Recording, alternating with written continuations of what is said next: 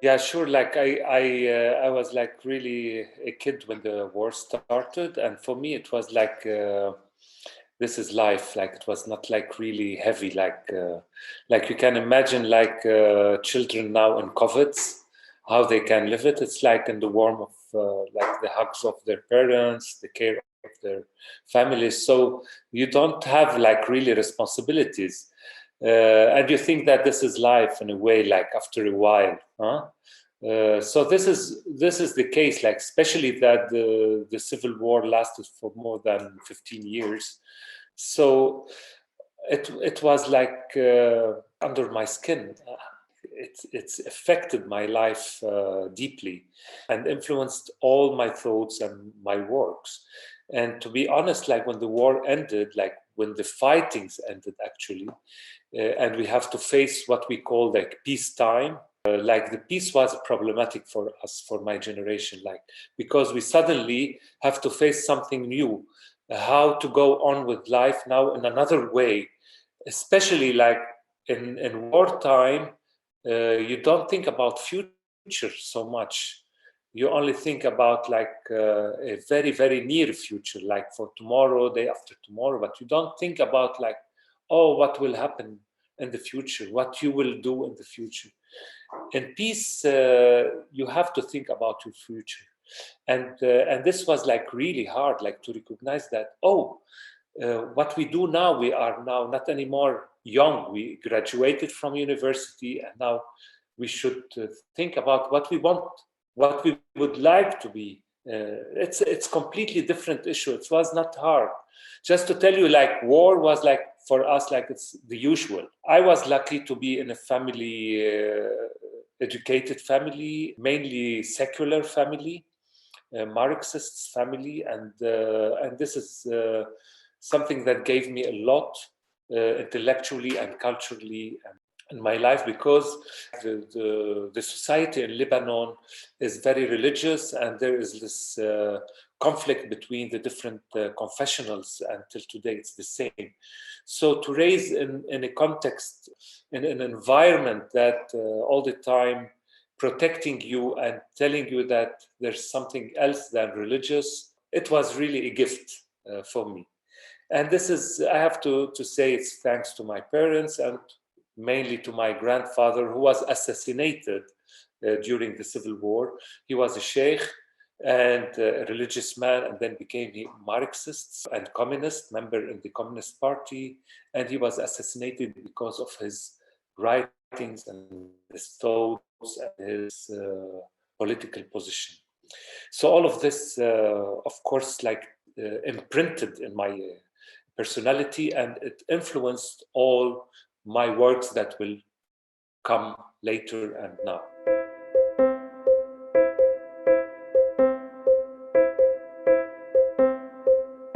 I studied theater at the university, in the Lebanese university in Beirut. Of course, my influences at that time were like the very close circle. It's my teachers who were directors at that time, doing works. And when I was student, actually, I have the chance to work with them professionally as an actor. So also then there was another phase when we started to meet with directors from the neighborhood, from the Arab world, from Syria, Iraq, Tunis. But also at the same time, there were like some influences from our readings, the photos that we were watching in books, or also the videos that we had at that time the chance to watch. Like for example, I can mention like one of the videos that really influenced me, which was like it was Café Müller by Pina Bausch, which I found the video in Goethe Institute, and I borrowed it and I watched it. It was on VHS tapes. Also Barbe Bleue by Pina Bausch. Also, it was really something, discovery. I saw like excerpts from Peter Brook's works, from Ariane Mishkin, Théâtre du Soleil, and other theater directors like Cantor, Grotowski at that time. Like, you know, like all these were like our ideals, were like we I was influenced by them. But later on, actually, I started to try to find something very special and something related to my own experience, my life, my personality. And this is how I started to get out from my mind, from my body, all these influences, actually, to try to forget them. At certain point, it was like time how to start now to forget, not to take. So also it was like another way of working on oneself, to find like your path in your career.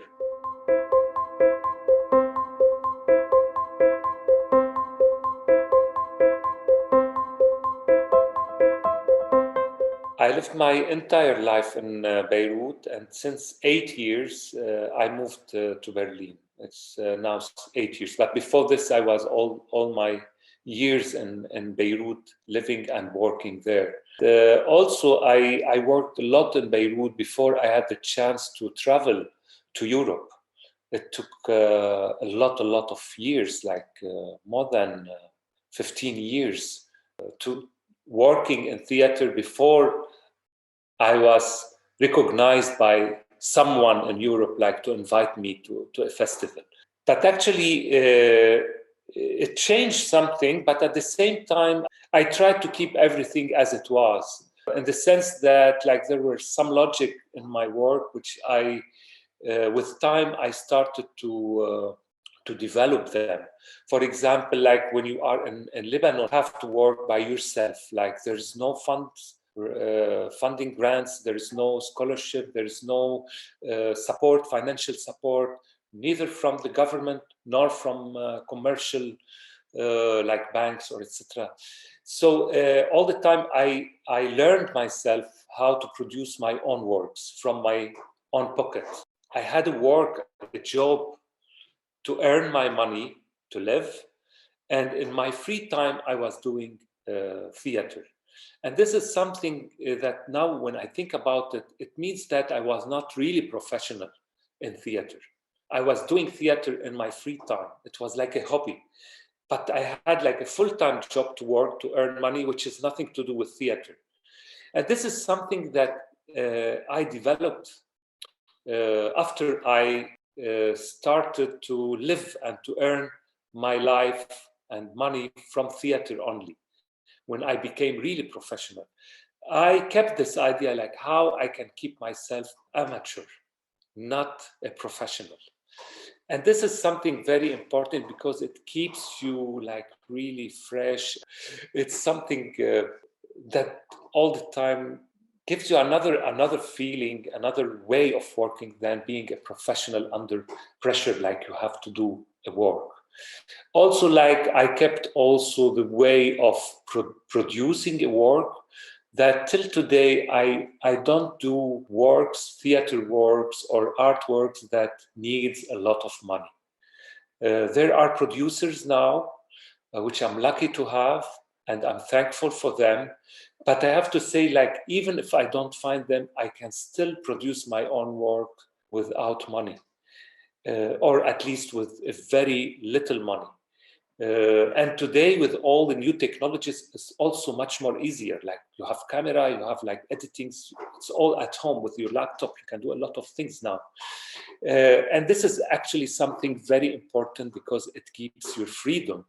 You are not anymore obliged to make compromises with the producers. Or with the market. You do a work and you don't care if it will bring you money or not. It's fine. You don't spend a lot of money for it. So these are like things that I kept after I've been traveling a lot and I've been recognized and well known abroad, my city and my country. It changes a lot, not a lot, and a lot at the same time. What changes to say is that my encounters with other colleagues, international colleagues, and this discussion that enriched me This was really very important, and I can find like connections between my work and other works, that we started to make a dialogues between a lot of artists and theater makers, and this is something very important. One thing also I have to mention, that when I travel, I don't change my work. I think that when I do it in Beirut, in my city, it is the same work that I will show in Milano. It's the same that I will show in Berlin. I change nothing. And even that, I know that in Milano, the people might not capture the nuances of our history, of our stories, local stories, but I'm sure that they will understand in a way. They can make associations with their own history, their own experience, and each person from the audience also has her or his own experience as associations. And then what is good is this dialogue with the audience, which was really good and really enriching my experience.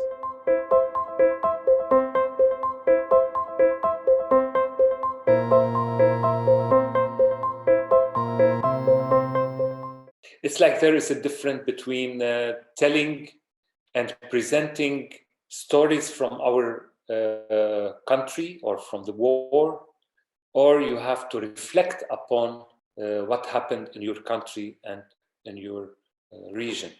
This is a very different. I always, when I do a work, it's a reflection on what happened. And this is completely shift the work and shift the relation with the audience, whatever the audience is. So the audience is not here to actually to listen to a story and to feel with this story, to be empathy or sympathy with it. No, it's an invitation to reflect on what I'm trying to raise questions from these situation, what doubts I have, which you can make association with your experience, with your problems at your country, and maybe you can raise it also to me. And this is a sharing process between me as an artist or as a theater maker and you as a spectator. And I think it's all the time, it's very important to build this dialogue after the performance. It's very important, this phase which comes after the performance, which is this dialogue between each other. Even if the dialogue is not between me and the spectators or the audience directly, but it also could be a dialogue between you and another person from the audience. So it's not about sharing feelings, it's about sharing thoughts and ideas and experiences and questions. Try to find questions and like to evoke answers, and each answer is different, and not any answer is the correct answer. So it's not about correct and not correct. So in this sense, I'm not a militant in my work.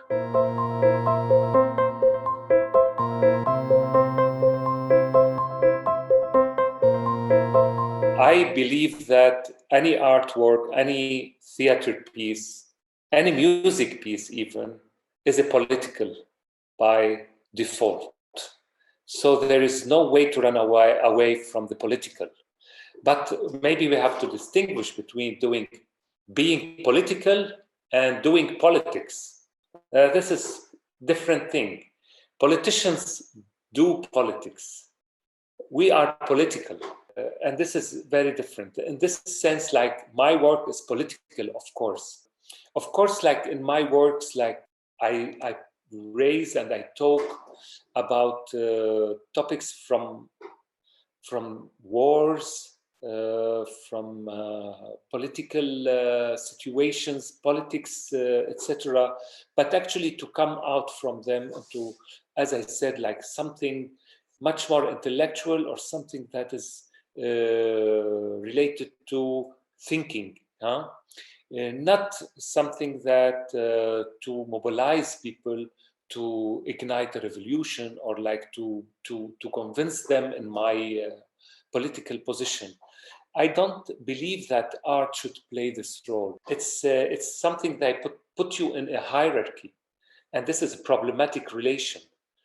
I'm always, all the time, try to put myself on the same rank with anyone from the audience. So we are all equal. So I don't know better than you. You don't know better than me. We are equal.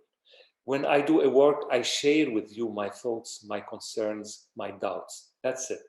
So in this sense, if I know something and I want to convince you, then I start to be above you. Then I'm a politician, and I'm an activist. Activists, activism, and activists, they know what they want, which is good. I'm not criticizing this. It's really good, but it's bad when you do art as activism.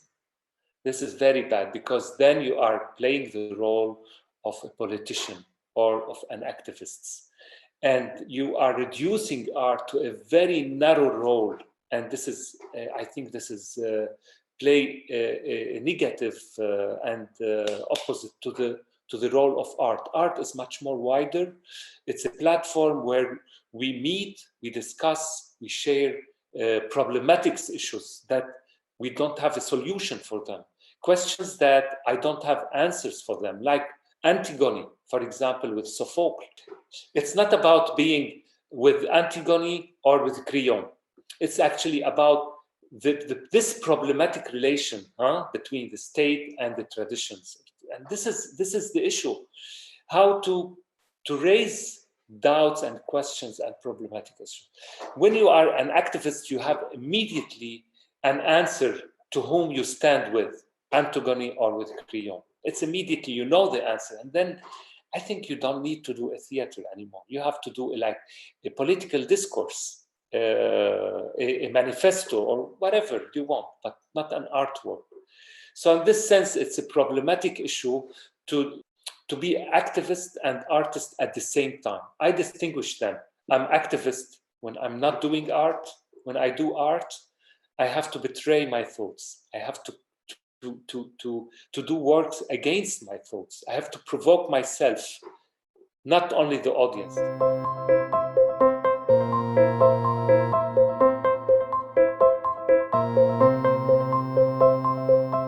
As I said, like, it depends the work.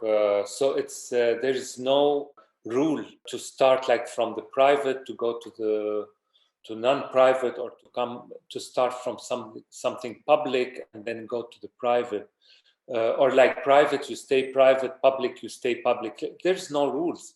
It depends the work, and each work it has its specificities and its specialties and its characteristics.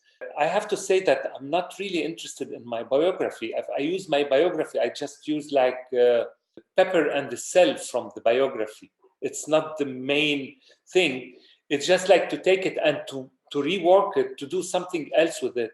It's just about a pretext to get yourself involved in front of the audience, in front of the people. And for me, I'm much more interested in something that I call, with my partner Lina Majdalani, biographia, not biography, not biography. Biographia is it's about someone who cannot actually tell her biography or his biography, because the biography is full of gaps and failures, and it's not a model. You know, like when you tell your biography, you are proud of it, or you can give it as an example to others. The biography, you are like, you think that your story, it's worth telling. My story is not worth telling, actually. We work on it. It's like full of gaps. It's like it's very normal.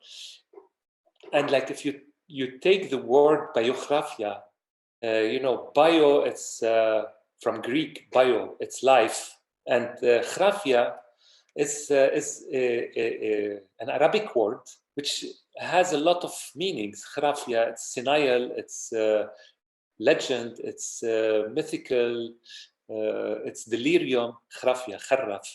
Also, graphia, if you cut it to khara and fia, then it becomes shit in.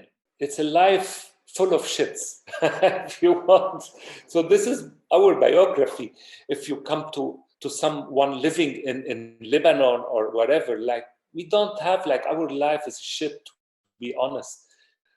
It's not something that we can tell about. Like, so how you can tell your biography, not your biography, this is the issue. So we tell our failures, we tell about our deceptions. And, you know, biographia is full of fiction and real also. It's full of rumors, it's full of true things and also of lies. So it's like, it's a mixture of all this world. Sometimes I do and we do with Lina, my partner, works. But the issue is not to cheat the audience. It's actually, as I said, it's a material to reflect upon, to use it as a material to reflect upon a topic, a certain topic. Il nostro primo incontro con Lina e Rabih avvenne nel 2002 all'inizio del nuovo secolo a Lione, quando si andava in giro per l'Europa a cercare nuovi artisti e a scoprire nuovi legami con le realtà internazionali. Fu in occasione della recita di Biografia, straordinario ritratto di un artista in una realtà complessa e difficile quale quella libanese, il paese da cui loro provenivano. 5 anni dopo, al festival, fu per la prima volta presentato in Italia Was Afraid of Representation, acuta satira sul mondo dell'arte in cui entrambi erano in scena alla Cavallerizza Reale di Torino. Da quel momento sono state molte le presenze di Rabih e Lina al Festival delle Colline Torinesi, una decina. Ne è davvero nato una significativa amicizia e stima. Vorrei ricordare come particolarmente emozionante il loro spettacolo del 2012 senza attori, 33 tours et quelques secondes, con televisore, segreteria telefonica, computer, giradischi, fax in funzione. Ricostruiva gli ultimi momenti di vita di un giovane libanese. Ma Rabih e Lina sono venuti anche nel 2008, nel 2009, nel 12, nel 13, nel 15, tra i tanti titoli anche fotoromance da una giornata particolare di scuola, dal film. L'unica cosa che ci spiace è che in questi 20 anni, in cui loro sono stati presenti in tutta Europa, ma anche in molti festival italiani, non siano riusciti però a raggiungere in Italia i palcoscenici delle stagioni più tradizionali, come al contrario è avvenuto appunto in Francia, in Belgio e in Germania. La qualità artistica, drammaturgica, scenica di questi performer della Parigi del Medio Oriente, libanesi di Beirut, lo avrebbe sicuramente meritato.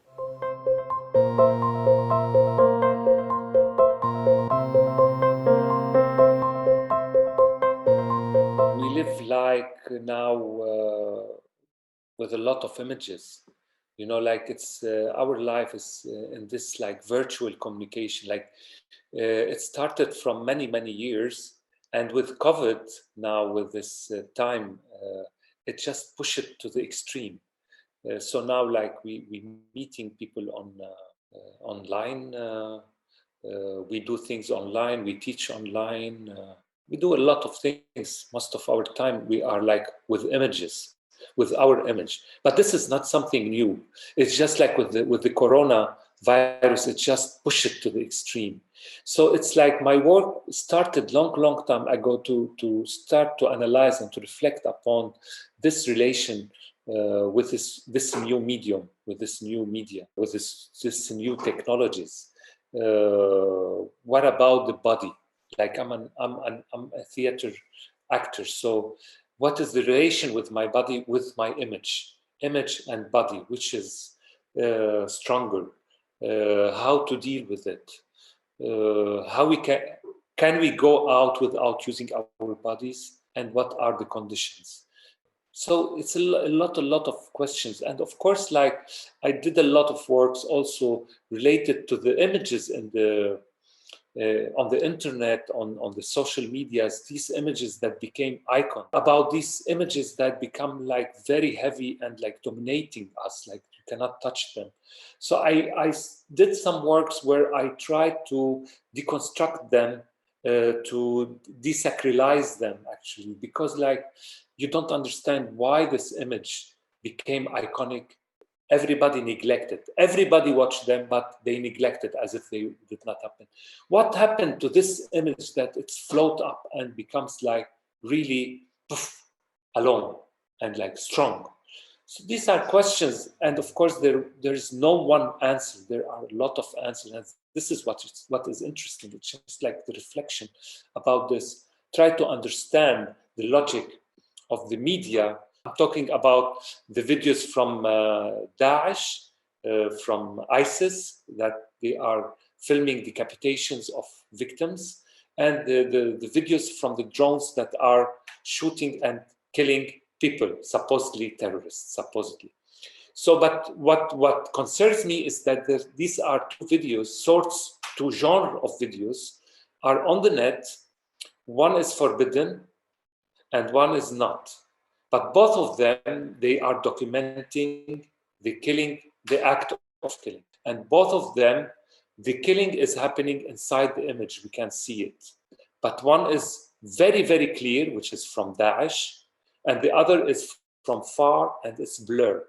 Two sorts of videos are found on the net, on the social media, on the internet. One you can find it easily, and one you have to look for it because of many restrictions. But both are there, and just like questioning how they work, why this and why is not, why is that, why is not, etc. Just trying to understand.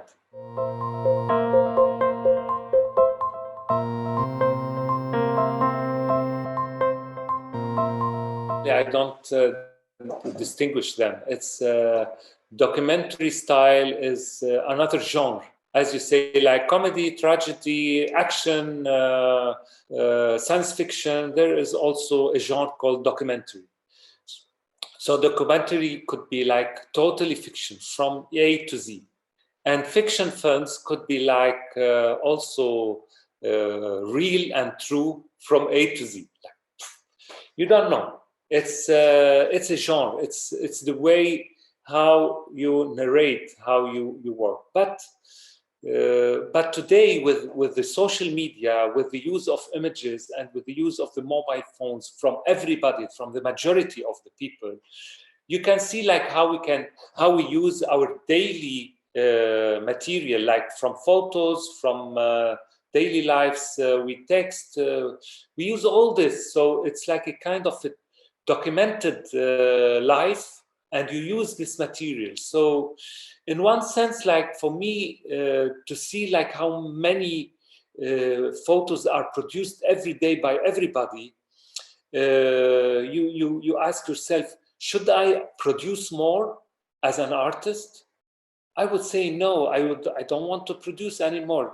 There are like every second there are like millions of images produced by people, films, videos. So why I should do? I can work on found footages. I can work on what is already available and like built up from them.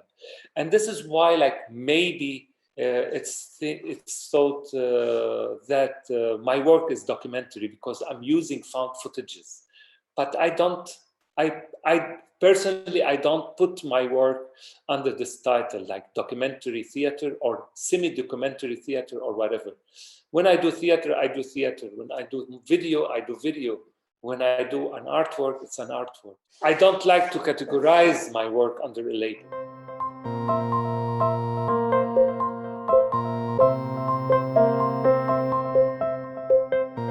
Of course, like one of our main question is about representation, how we do representation in theater.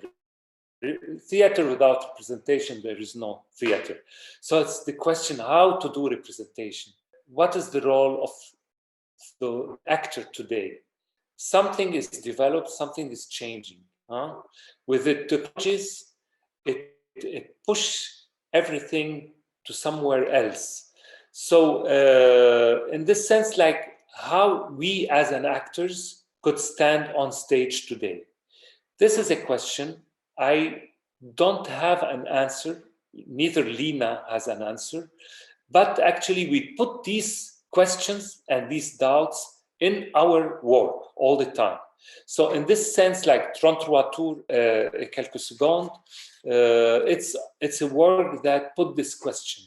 It's not a proposal to say like this is how theater should be. Not at all. It's just a suggestion to think about what is acting, what is theater, how we do theater today. Is it possible to do theater without actors? And if yes, then what does it mean? Simple questions, but very complicated and very complex to answer. So in this sense, like every work we do, and I do, there is like some questions that are related to the medium itself, to theater itself, to acting itself. And this is why like sometimes I bring my brother, for example, to play his role, but at the same time, he's not playing himself. It's a very complex relation between being on stage as you, but at the same time, you are playing a role that has the same characteristic as you. So imagine like Hamlet is a real person and he's going to play Hamlet. Still Hamlet as it is written, it's Shakespeare text, but there is someone who is really Hamlet, the same biography or the same thing, playing Hamlet. And this is actually what makes things sometimes confused in people's, in the audience mind. Because when I do Hamlet, actually I bring myself into this character. So I take all the instructions from the director, from what Shakespeare put also, and then I add also my personal life, my biography, some of my biography into the character of Hamlet. Then Hamlet becomes an intermingling between me and the fiction, between the true and the fiction. But since it's all the time I have the name of Hamlet, audience is all the time relaxed that, okay, what we are watching is a fictitious character. But if I do the same with the same name as me, when I say like on stage, my name is Rabih Mroué, then the people are confused.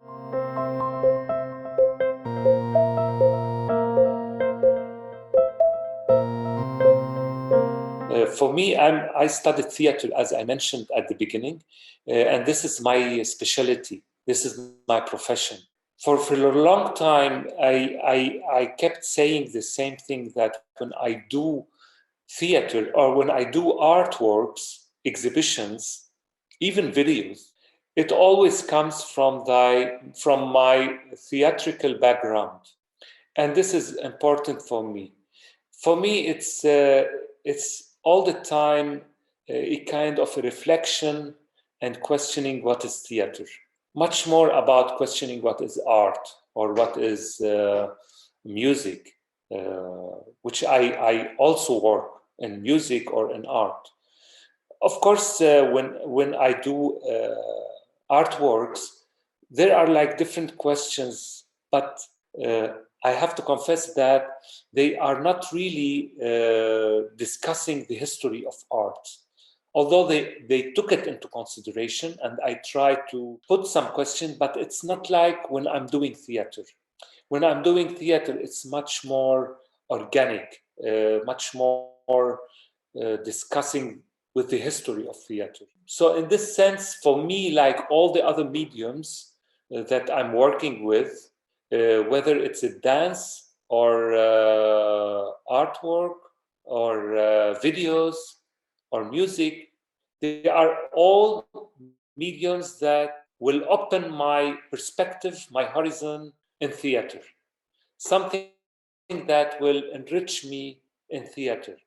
So this is how I understand everything I work on. For me, it's another way of theatrical practices.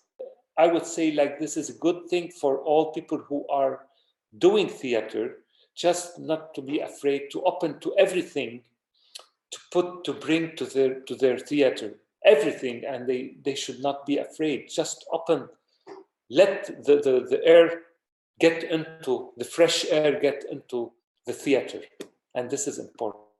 Nel 2016, nell'edizione del festival di Centrale Fies che si intitolava World Breakers, detonatori di mondi, o rotture, rompitori di mondo, a seconda di come si voglia tradurlo, abbiamo presentato un lavoro stupendo di Rabih Mroué, un artista visivo innanzitutto libanese, che vive fra Beirut e Berlino, e Rabih Mroué in particolare con quel lavoro aveva messo in scena suo fratello, che durante la guerra civile libanese era stato colpito da uno sniper, da un cecchino, per sbaglio, e il proiettile si era inserito nel suo cranio, provocandogli una parziale immobilità del corpo e anche dei problemi di comprensione dei problemi cognitivi, quindi una persona che ha difficoltà a rielaborare il rapporto fra l'immagine e il significato dell'immagine. E Rabih Mroué è un artista stupendo che riesce a mischiare e confondere quella che è la parte di fiction con la parte di realtà e con la storia, quindi creando una specie di nuvola opaca al suo significato, al significato degli oggetti e delle componenti che mette in scena e che mette anche sotto forma di immagine, quindi anche attraverso materiali d'archivio e fotografia. Riding on a Cloud è un lavoro appunto magnifico ed è stato un po' anche un emblema della ricerca di Rabih Mroué, ed è una delle ragioni per cui l'avevamo presentato al festival di Drodessero, al festival di Centrale Fies. E niente, una cosa che è importante da dire sulla ricerca di Rabih Mroué è che non è precostituita, nel senso che non è un artista che si limita alle arti visive, non è un artista che si limita alle arti performative, è un artista che lavora sull'utilità delle forme linguistiche che utilizza, nel senso che a seconda del progetto che deve affrontare, che decide di affrontare, declina una forma al progetto, quindi può essere un progetto appunto teatrale o performativo, più una performance, una lecture performance, come quella nel caso di Riding on a Cloud, oppure anche a livelli più installativi, progetti più installativi.